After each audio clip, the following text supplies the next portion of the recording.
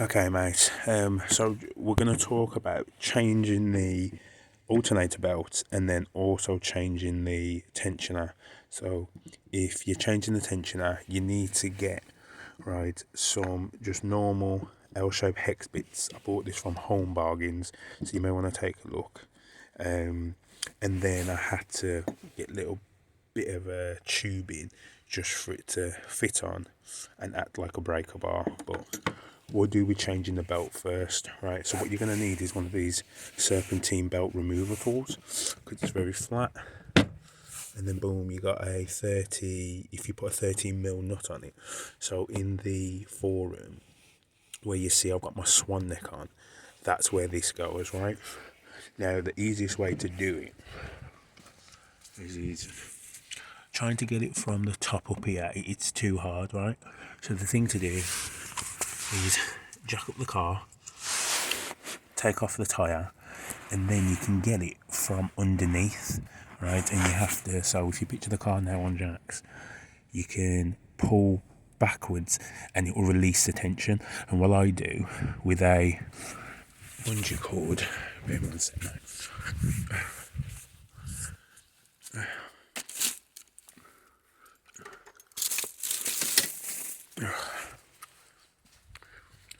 So what I do, so I'm trying to get you to picture it. So the car's jacked up, right? And then, like I said, it's hard to see. Let me get a light.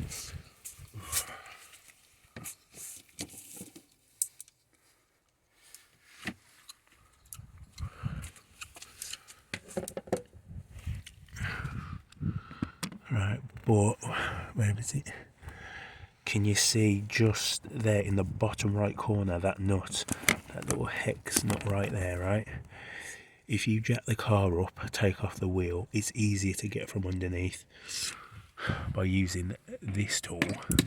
You can get on eBay for about £12. So you've got to pretend you're underneath the car and then you're going to be pulling it that way. And then what I do is, because the axle stand is usually placed around here somewhere, I pull it back and then I wrap the bungee cord around it and it holds it in place, and then you're just able to remove the belt. Now what you want to remove is this bit here that I'm tapping, these two nuts here.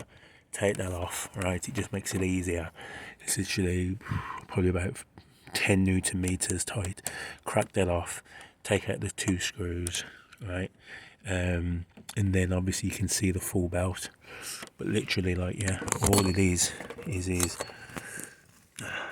that right there in the bottom right corner, that nut. If you turn clockwise, it releases the tension off the belt. Take the belt off, right, and then sort it and then replace the belt. As I said, it's easier to do it from underneath with this tool, with a 13mm socket on. Now if you want to, let's move on to changing the tensioner. If I remember correctly, it's about a 6 or something. So yeah, so it's about a 6mm, right? And then what I do is you need to find a little piece of tubing or something that you can basically make your own little 6mm breaker bar. And then once you've, get the light again, 2.6 mate, apologies.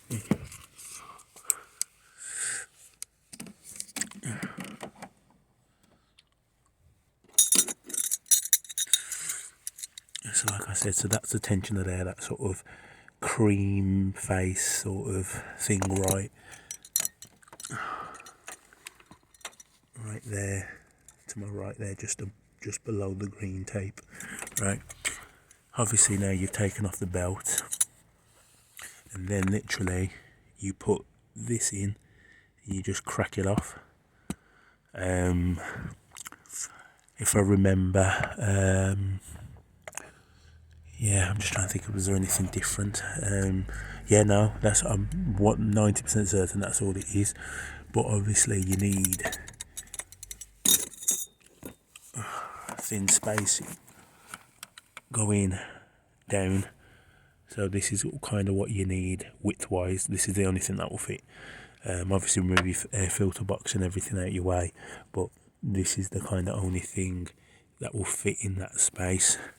So, I'm trying to think measurement-wise. But yeah, just your typical Allen key.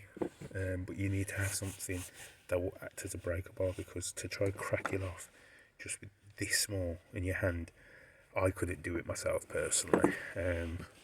So yeah, I think that's it, mate.